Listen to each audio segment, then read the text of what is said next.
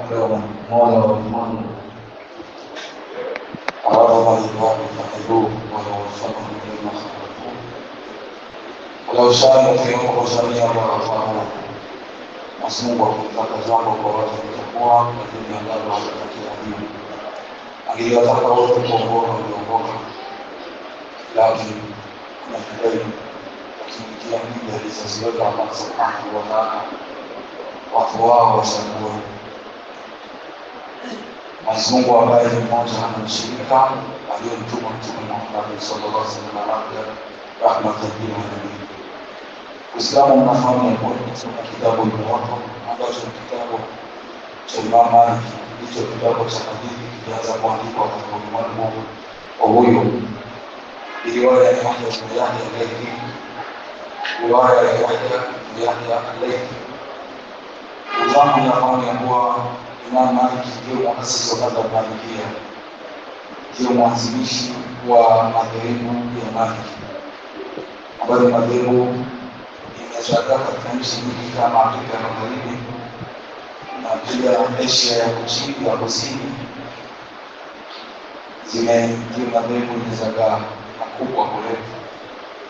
Ni mambo mawili katika maeneo ya Ahli Sunna wal Jamaa ambayo Imam Hanifa anakuja Imam Malik kisha Imam Shafi'i kisha Imam Ahmad, na hizo ndio madhhabu zilizozagaa kuliko zingine. Ziko madhhabu zingine ambazo zilikuwa dini lakini hazikupata tawfiki ya kuzagaa katika ulimwengu huu. Na madhehebu inapoanza sio kwamba inaanza dini mpya, hapana, bali ni kile ambacho kinakuwezesha kuwa zaidi njia ambayo itakufikisha katika ridha za Mwenyezi Mungu Subhanahu wa Ta'ala. Watu walisema kwamba kauli zetu zikiwa zitapingana na kitabu na sunna zikijengwa katika ukuta. Hichi kitabu ni katika vitabu nafisi, wanafunzi walikuwa kama sisi, ukikosa itakuwa ni vigumu. Walisema wanachuoni kukisifu hichi kitabu madhara ya kitabu baada ya kitabu bila katika hii ardhi ya kwanza wazi kutoka kitabu baada ya kitabu cha Mungu kina ukweli kama kitabu cha Imam Malik.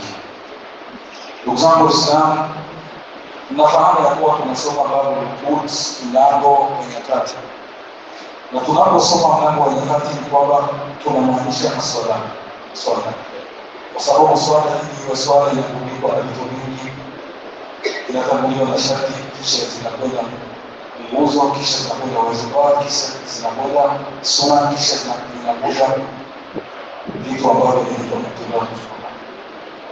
Sharti ndizo ambazo zinapeleka swala kuwa sahihi.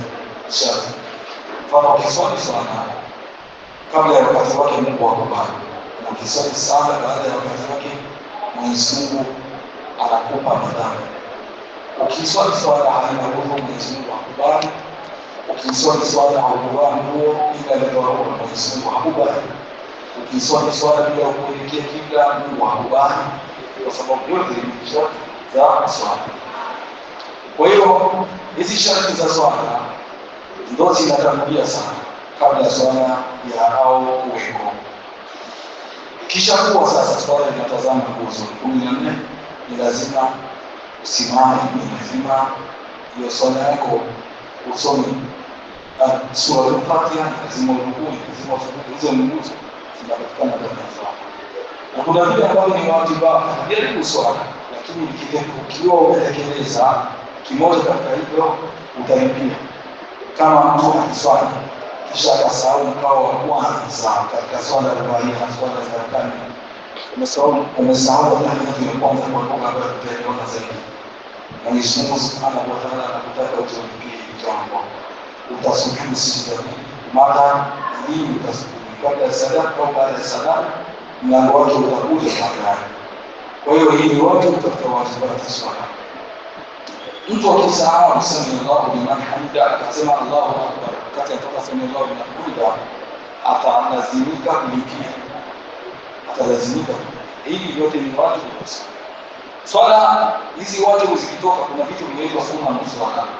Sunna za swala, mtu akisoma dua ya ufunguzi wa swala ni sunna, na kama hakusoma utapata dhambi. ujira wako mwenyewe ndio kupunguza. Ni sunna. Mtu akisoma sura baada ya kusoma alhamdu ni sunna. Katika jamii fuqaha sokoni madhara ya maana ya hali soma. Lazima msoma kwa baada ya sana. Someni kile ambacho kitakuwa kipesi. Mtu akisema amin wakati anasoma sura al-Fatiha ni sunna. Kama unasema mtu paka hizi ni sunna za swala. Zikiwa zimekwisha patakuja mtindo wa swala. Kuna kitu kinaharibu kama mazungumzo kimzungumzisha mtazamo ndani ya swala hapo pia. Ukitika salamu ndani ya swala wa alaykum salaam, swala yako inapita. Akitoa chakula zako kwa umesema ya Allah subhanahu lazima wasema ndani tatu. Simameni mbele ya Allah subhanahu wa ta'ala ni hiyo aya inateremka baada ya masahaba kuwa wanazungumza katika swala. Hii ni jambo la kwenda kiti siku yako asiye kuteremsha kwenye msingi wa swala. Mtu akicheka na cheko lake linasikika ndani ya swala yake. Lakini akitabasamu mahali khilafu nafasi kwa tofauti na kweli wa mambo si kwa swala ya. Kwa hiyo huyu mlango tumekwenda wa babu mlango wa wakati ambao unaruhusu mtu kusoma. Na leo alhamdulillah tumefikia katika hadithi ambayo tutaisoma sasa hivi. Ni hadithi ya kutoka kwa Malik anasema inao kana kwa kusema yale Uislamu. Tunapozungumza wanachuoni waliopokea hadithi la shaka hakuna shaka isipokuwa na nafasi kubwa. Ndio maana Madina wakisema watu kama hao sana, watu 7 ambao wanaitwa fuqaha Madina, wasomi watu 7. Aliwataja mmoja wao akisema ala kullu Madina, ala kullu man la yahtaji Madina fakisatu biza al-qital فخذوا عباد الله هو القاسم سعيد أبو بكر سليمان خالد. Hawa ndio watu 7 ambao waliofanya mtu waliopokea fikra katika mji wa Madina. Tunapozungumza katika Uislamu sio miji kama mji wa kawaida, tofauti na miji yote ya dunia isipokuwa Makka, kisha Madina, kisha ikakuja Baitullah al-Maqdis kule Palestina. Hii ni miji ambayo tarihia, dinia, ya kihistoria na kidini. Kwa hiyo anasema Yahya ibn Sa'id ya kwamba anakutana huyu alikuwa akisema kwamba inna musawia ya sala wa baada ya mtu akisali anaswali swala na ile ambayo iliyopita katika wakati. Wale ambao wanasema swala ikipita katika wakati haijuzu kuirejesha, wanakuja kugombana au kugonga kauli ya ulama au salafu na swali. Masalafi waliotangulia bora walikuwa wakisema kwa mtu akiswali swala anaswali na swala ambayo ilipita. Shahidi Mtume Muhammad sallallahu alaihi wasallam sallallahu alaihi wasallam baada ya salati al-maghrib aliwahi kuswali swala ya asili baada ya kuwa mswali swala ya maghrib. Ni sifa nzuri sana. Na tunapozungumza matukio kama haya kwa Mtume aliwahi kuswali swala,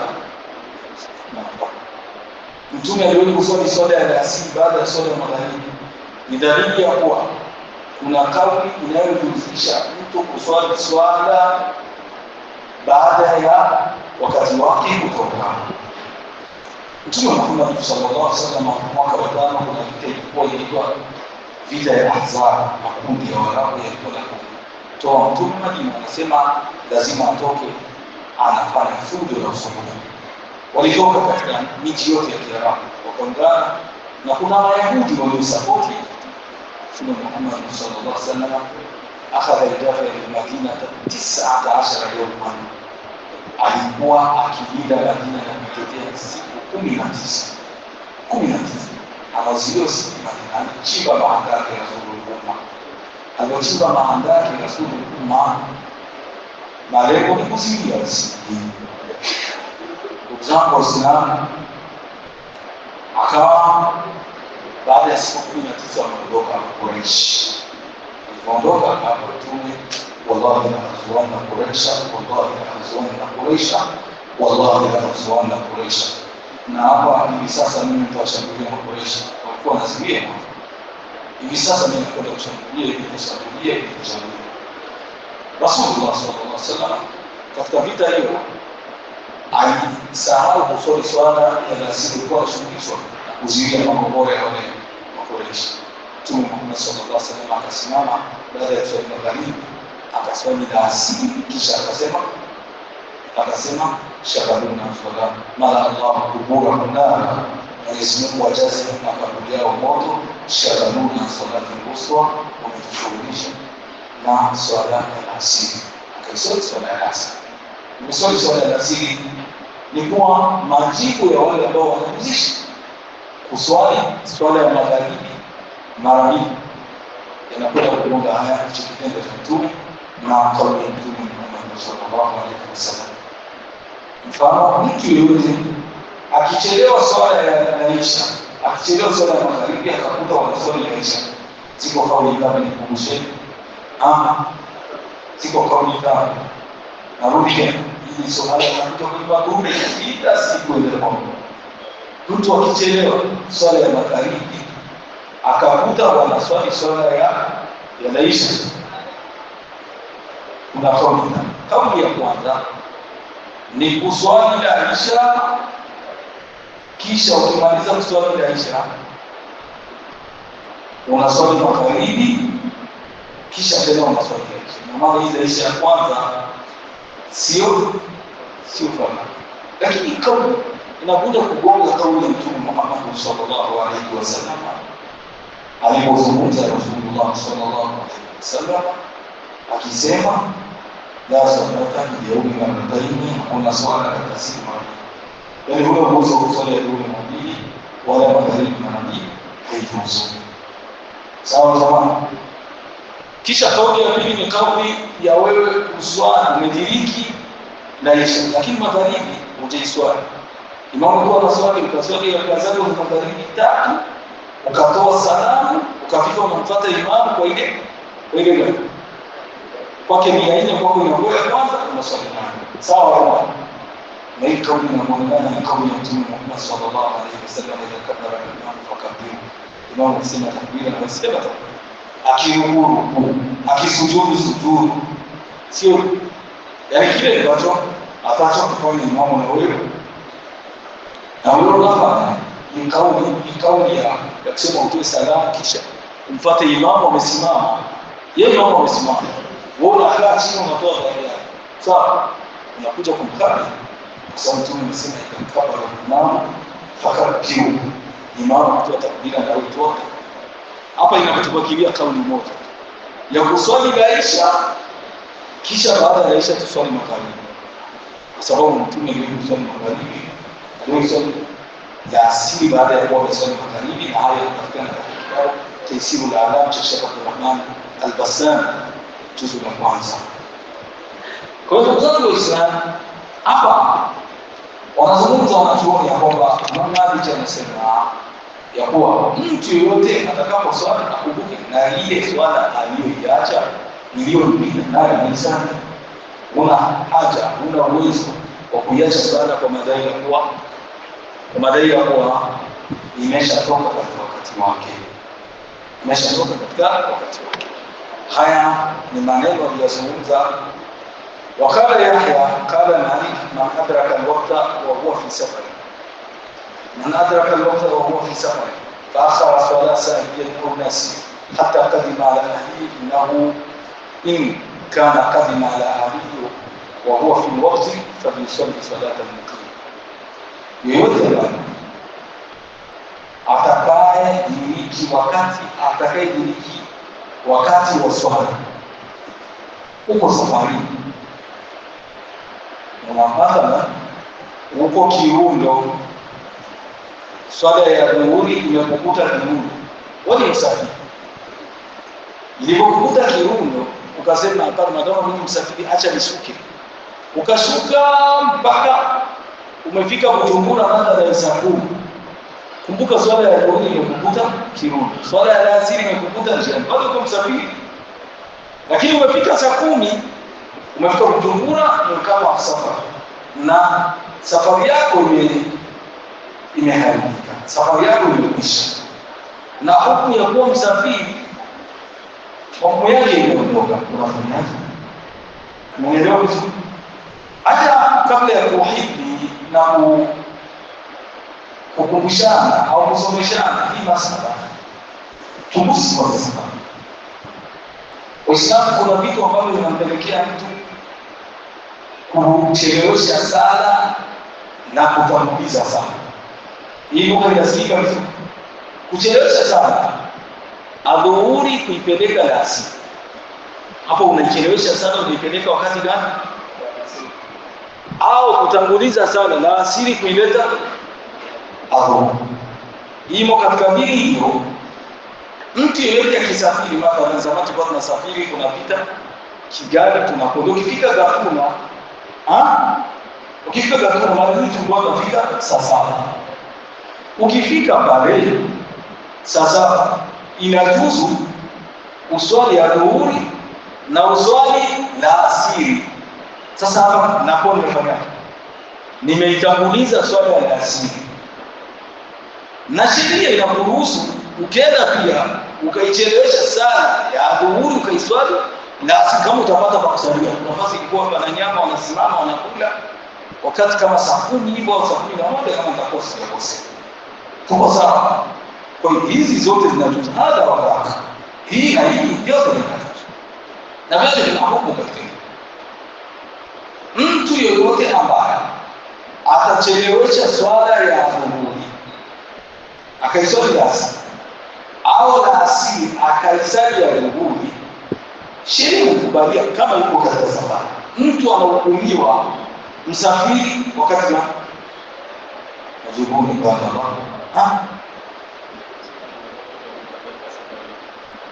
safari yoyote ni mubah. Safari ambayo ni mubah inajuzu, sheria ikubali kwa sababu usendi Makamba unaenda kutafuta binti wa wapi, hiyo safari inaruhusiwa. Nasikia vizuri, mtu unasafiri masafa ambayo anafuata tu na mwanamke, sio hii safari inaruhusiwa na wewe sio msafiri. Na safari ambayo inaruhusiwa lazima iwe na kilomita 71. Hapa safari inaruhusiwa wewe kwa msafiri 81 katika kilomita. Sawa? Na hayo tutapata katika kitabu Al-Fiqh Al-Muyassar. Yanaweza hizo kilomita zimetajwa, sio kutoka kwangu mimi nani hii zile. Juzi nilikutana na kijana mmoja kwa kusoma Egypte, niko namwambia unaona mimi kwa vile kwanza wewe ni nani? Mimi ni mtu fulani. Wewe katika dini hata katika baadhi marejesho. Siku moja niliona wakati niko master niko naandaa kitabu, nikasahau nikasema nahnu kadha sisi kadha haula. Wacha kunimaliza. Wewe ni nani? Hakuna mtu anasema, ukisikia mtu anasema mimi ni mdogo, hakuna mtu anasema katika dini hapa mimi. Umeelewa? Aliyosema mimi ni mtu mmoja na nikumshia. Mwenyezi Mungu alimuuliza manaka alla tasjuda idh amartuka, kipi kimekuziwia usisujudu na hali nimetoa amri nisujudie? Nasikia alisema qala ana khairun minhu, akasema mimi ni bora. Bali mimi ni mambo elimu ambayo inaitwa wakati unaandika research na nini, hauwezi ukasema mimi au sisi. Wewe nani? Nasikia vizuri. Waislamu alikuwa wapi sasa? Safari. Kwa hiyo mtu hana uwezo wa kuleta kitu kipya isipokuwa kweli tena. Na siku tutazoea mambo kama haya katika nchi yetu, tutaishi. Kwa kila mtu anasema mpaka mbona umeshasema washio wanatuchanganya. Si nasema gani? Sio kweli, wanachanganya, wote wamejichanganya. Washio wanani na wasio kwa washio wanani. Kianza hiyo kwa mwanzo. Kwa sababu kuna watu wakusomaga alitoka from nowhere, hatujui alitokeza wapi. Akaja akasema, akatoa, wanaziega fisabili, wanakwenda wanafika wanakuwa mashehe. Kwa hiyo dini ya Kiislamu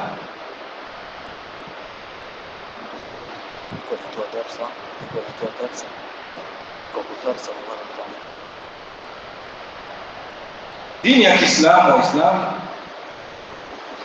inamfanya mtu awe msafiri kupitia kilomita ngapi? Sawa. Umetoa reference ni kitabu gani? Al-Fiqh al-Muyassar. Ndio bana, reference ndio mwisho wa waongo. Tuwaweza kuzungumza jambo moja leo nilisikia mimi nimezungumza. Nilikuwa nazungumza kitabu cha Abu Mansur Muhammad ibn Mansur al-Haji. Huyu jamaa wewe kumiliki. Aliwewe Muislamu. Na akalisema hivyo. Alikuwa muongo. Watu wa muongo mnajua wadada kwambia tuambie ndio kujitoa. Akaanza sasa lazima uombe useme ndio. Hapo katika dini eti mimi ni sema kwenye kujitoa. Reference. Arazi ilikuwa shida. Ule wakati Mwenyezi Mungu Subhanahu wa Ta'ala akanijalia nafika pasi nikasikia simu inarudi ikawa hali kitabu gani? Nikamwambia kitabu, lakini kuna nini?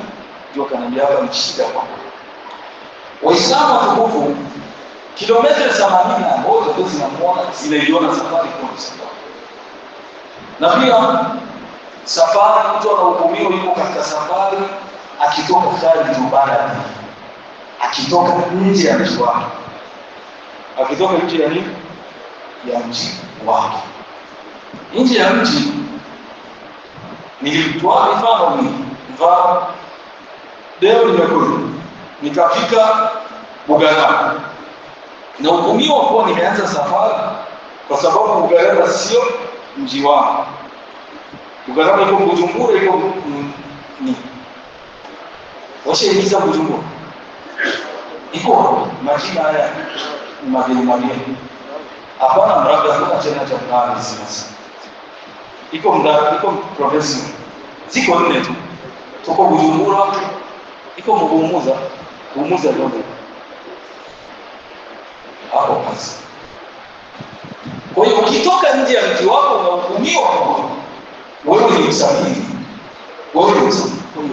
Wakati umeshahukumiwa kwa wewe ni msafiri, inajuzu kuchelewesha sana au kutanguliza sana. Na swala ambazo zinazocheleweshwa ni nne tu. Na kutangulizwa ni nne. Swala ya Yasin na dhuhuri kwa pamoja. Na swala ya magharibi na isha. Hauna uwezo wa kuzisali zote nne. Kuna mtu anazipiga zote nne kwa pamoja hapa. Una swali mbili kwa jinsi sheria inavyozungumza. Waislamu watukufu, alikuwa katika safari. Safari ni neno la Kiarabu liliitwa safari li'annaha tusfiru akhlaqa rijal. Iliitwa safari ni kudhihirisha kwa Kiswahili. Kwa sababu zinadhihirisha tabia za watu. Hata kama mtu ana tabia mbaya, ndio maana mimi siamini kwa yule ambaye anasema mtu akienda fasi atakuwa anaharibika. Wewe ulikutwa tu na misimamo yako. Umetoka hapa umeenda nchi fulani, kisha tukakuona unaanza kuvaa uchi. Wewe ulikutwa wewe uko na roho yako mbaya. Hapa ndio umetoficha. Kule sasa hatukuoni ndio unaanza kuvaa uchi. Safari sasa inaitwa safari li'annaha tusfiru akhlaqa rijal. Kwa sababu inadhihirisha tabia ya walimwengu.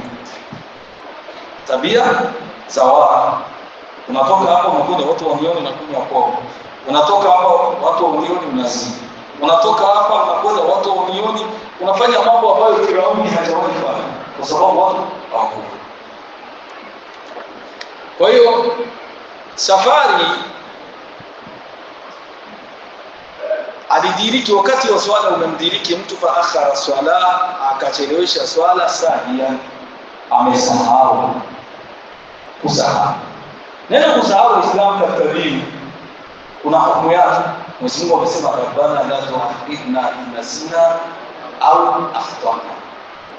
Mwenyezi Mungu usituchukue na kuhesabu vibaya kwa kile ambacho tumekosea, hujui au tumesahau. Ndugu Waislamu, kusahau kwa binadamu ni madhara, ni makara, ni sifa. Kwa Mwenyezi Mungu ni sifa ya utukufu. Ndio maana Mungu alikwambia msiwe mnasahau makana rabuka nasiya. Hawezi kusahau mambo ya Mungu. Mola wako anasema sana. Lakini kwetu sisi ni bora, ni kitu muhimu sana. Wanasema kama tusingelikuwa tunasahau, tusingelikuwa mtu yote duniani, sote tungekuwa tushakufa. Sote tungekuwa tushakufa. Wafikiria waliokosea duniani wanga leo na leo na leo na leo na leo. Hapo siku kila siku. Sio kweli. Sasa ungekuwa kumbuka ungekufa mapema. Stress sio ungekufa. Kiumbe cha kwanza kilianza kusahau na nabii bali Adam alishazungumza na kumbuka. Adam alisahau, Mungu akamkumbusha na akaweka katika kitabu chake. Mungu anasema waqad yajina ila Adam qabla falasi wa kitabu asma mwahidi Adam. Hapo kabla akawa msahau, akamchukulia hatua. Tukumchukulia hatua. Ndugu zangu Waislamu, atakayesahau swala, umeisahau sana, inawezekana ukisahau. Ni jambo la kawaida, umeshughulishwa. Nakumbuka hata mimi maisha yangu niliwahi swala ya asili niko Madina na nilizoea kurudi. Kama umezoea swala, kuna siku itakujia kitu, siku mimi utafikiri mzuri sana. Wakati nilikuwa mdogo niliambia kwa nimepata bursa ya Madina. Nikaenda Kenya ya wezi wakanisumbua. Kawaida mimi jina langu naitwa Abubakar Kitu. Hiyo jina langu na watu wengi wanajua. Ili lingine mambo mnajua mlitoa. Na sio hivyo. Bwana msifu kuna.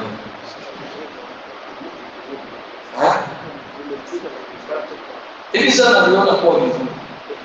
Kwa sasa. Lakini zamani nimesoma masomo yote yale nilisoma ndio kwa hivyo. Ili nilikuja hata mpaka leo na Mungu la alhamdulillah. Ninawatisha maarufu. Misigara wapi? Nashukuru Mungu kuona ninawatisha ajabu. Asiku na maarufu. Misigara kawaida ni mtoto wa mwisho. Wakati baba anafariki, alifariki niko na wiki moja. Umenielewa? Wiki moja. Kwa wiki moja, mama alikuwa ishakuwa mtu mzima, alishazaa mtoto wa kwanza, wa pili, wa tatu, wa nne. Hapa katikati pakafa mwingine, pakafa tena mwingine, akaja mkubwa wangu sasa. Huyo mwingine alikufa baina ya mimi na ule Musa. Kwa hiyo niliishi kwa jina hilo limoja, sikuwa najua kwa mimi na majina hayo mengi. Baba akaondoka, wafatu Mania rahmatullahi alayhi, kaniacha niko. Tukaenda nikasoma primaire, secondaire. Nikasoma secondaire simamizi, wakachukua Madina, nikaanza tena secondaire. Hapo ndipo nilipokuja sasa ndo kaanza. Nilikuja mufti, ndio anaingia mufti wa Burundi. Ndio ilikuwa baraza la mashaikh la nguvu. Alijawahi kufikia kila aliyochangia kuvunja Mwenyezi Mungu amhukumu ile iliyokuwa ofisi. Alhamdulillah sasa wanajitahidi kurejesha nguvu na uwezo wa mashaikh. Lakini ndio Mwenyezi Mungu awajalie viongozi wote warejeshe ile nguvu. Sasa wakati mashaikh watakuwa na kila kitu, fujo zote zitaisha. Ni wasomi na wale ambao sio wasomi ndio mchuo. Sio shida kwa Burundi, lazima Mungu anatukileta gani? Maimamu na mashekhe wote maimamu wanataka kuwa viongozi wa dini. Maelewa siku moja niliwauliza hao watu, "Mbona mnataka kuwa mmeweka migawanyiko mingi? Mashekhe na maimamu. Nilitoa au naona maimamu kila shekhe ni imamu. Kila shekhe ni nani? Haiwezekani. Wakabuni kitu chao, lakini walikuwa na malengo na hivi sidhani kama viko. Alivivunja mufti wa Uislamu Mwenyezi Mungu amjalie na amwafiki katika khadawati. Waislamu hapa ndipo nikakuta kuna mufti anaitwa Abubakar Ali, namkumbuka, na alikuwa mshahidi, alikuwa kiongozi wa Uislamu kwa Mungu amrehemu. Kwa hivyo ndo ikabidi mimi wataniita Sheikh Abubakar, naye atamika hapa, ndo akaanza tofauti sana. Kona wanaita sasa sigara, kwa sababu sigara ni mkiwa kwa Kiswahili au makiwa, sisi anaita ndio ndio kwa na tumeshafika nchi nyingi, sipendi tena kutoka kama mmoja alikuja kuuliza ndio na kutafuta sigara, ndio sigara ni nini, kaambia hapana, si kitu kubwa, ni mimi alipenda kwa sababu inawaumiza sana wa adhabu sunna. Watu wa sunna ni wasuwa, watu wa kabila ambao ni wasuwa. Ndugu zangu Waislamu, au nasia au amesahau huyu, hata qadima ala ahlihi, akawa amesahau, akajikuta ametoka safarini na amefika katika familia yake. Anafanya hizi swala zote kisa kuswali ya dhuhuri au ya asiri, kajikuta umefika kwa dhuhuri, unafanyaje? Anasema faliswali swala al-muqim, ataswali swala ya mwenyeji, ndio swali msafiri. Lakini kumbuka swala zilikukuta huko katika safari. Swala hizi swala mbili, mathalan uko Kayanza, unateremka na asili kakukuta huko Kayanza, uko unateremka. Hii swala kawaida ungeisalia Kayanza, ungeisalia kanga mbili, sio? Ukajikuta umefika saa 11 Bujumbura hutaiswali, unaswali ngapi? 2 4. Kwa nini? Kwa sababu wewe umeshafika, umeshakuwa mwenyeji. Hivi ndivyo sheria ya Mwenyezi Mungu Subhanahu wa Ta'ala inasema. Wakana katikati mwa dhahaba watu faliswali salata al-asr. Hivyo sasa akiwa amepita na wakati umeshaondoka, ya annahu inama yaqdu mithla alladhi kana alayhi, akiwa amepita na wakati umeshaondoka ataswali swala ya msafiri. Wakati umeondoka lazima ufanye swala ya msafiri. Hivyo ndivyo sheria inazungumza kuhusu masala baada ya mambo, na hii madhehebu ya Imam Malik pekee yake. Jamaahiru fuqaha wanasema hata kama wakati wa swala umeondoka, utaswali swala ya mwenyeji, utaswali swala ya msafiri. Acha nilezimie masala kwa Kiswahili. Mtu yoyote akisafiri, swala ikamkuta safarini, yeye akaforce safari, akaendelea kama amefika kwake au nyumbani kwao au katika mji wake, ajaziswali hizi swala, anaziswali ametimiza, isipokuwa madhehebu ya Imam Malik inasema yeyote atapitiwa na swala ikawa imetoka kwa wakati wake. Mathalan umekuta na asili imetoka, ukakuta huko na swala magharibi, hii swala ya asili utaiswali kama msafiri. Hiyo ni madhehebu ya nani? Imam Malik, madhehebu ya Imam Malik. Kwa hiyo hii madhehebu inakuja kugongana na misimamo ya jamaahiru fuqaha, mafuqaha wengine ambao walikuja kusema mtu kwa katika chake mtimu anatimiza wala hawezi kuswali swala ya msafiri. Waislamu watukufu, hadithi ambayo tunamalizia, zimebaki dakika chache ili niache nafasi ya maswali. Hadithi ya Malik kutoka kwa Nafi ni mtu alilelewa na sahaba Abdullah ibn Umar, maula alilelewa na Abdullah ibn Umar ni mtoto wa Umar ibn Khattab. Yeye aliswalisha Waislamu wakati wao wanatafuta kiongozi. Alisalisha Uislamu wakati wao wanatafuta kiongozi. Kuna siku zilipita, zilikuwa ni siku kadhaa zimepita, wako wanatafuta kiongozi. Na yeye ni mshaka kufundisheni au mshaka uongozi unapatikana katika njia gani? 3 tu. Kuna njia ambayo ya shura, na hii mtume ndio aliacha. Abu Bakr Siddiq alichaguliwa kwenye shura, Na njia ya pili istikhlaf ya kumwacha mtu katika uongozi, mimi nawaachia huyu naondoka. Istikhlaf. Na njia ya tatu ni al-ghalaba, mtu anakuja kwa nguvu, anawapiga moyo wote, anafuta na kuwa kiongozi wao wewe. Akisha kuwa kiongozi wenu hamtaweza kufanya nini? Hamtaweza kumtii kwa sababu ameshakuwa kiongozi. Abdullah ibn Umar ambaye ni mtoto wa Ukhmi alayhi alizimia, fadhaba aqluhu, akili zake zikawa zimeondoka. Zilivyoondoka falam yaqdi swala, hakutekeleza hakulipa swala. Lakini ziliondoka kwa sababu manatu taklif, akili ndio zinapelekea sheria ifanye kazi. Nimeeleweka jamani? Akili, ili sheria ifanye kazi kwa ya Mungu lazima uwe na akili. Lazima uwe na akili. Ukiwa mwanadamu akili haifanye kazi. Ukiwa mtoto akili haifanyi kazi. Kwa hiyo ukiwa unalala akili haifanyi kazi. Madama akili haifanyi kazi na sheria haifanyi kazi. Kwa hiyo mtu alizimia, amezimia kutwa nzima, anakuja kuzilipa hizo swala. Halipi kwa sababu gani? Kwa sababu al-aqlu manatu taklif, akili ndio sababu ya sheria ifanye kazi. Mtafahamu kwa mjibu wa kazi. Inshallah tutoshike naanza mpaka tulete shida, kisha tujibu maswali ikawa na pia kama mnayo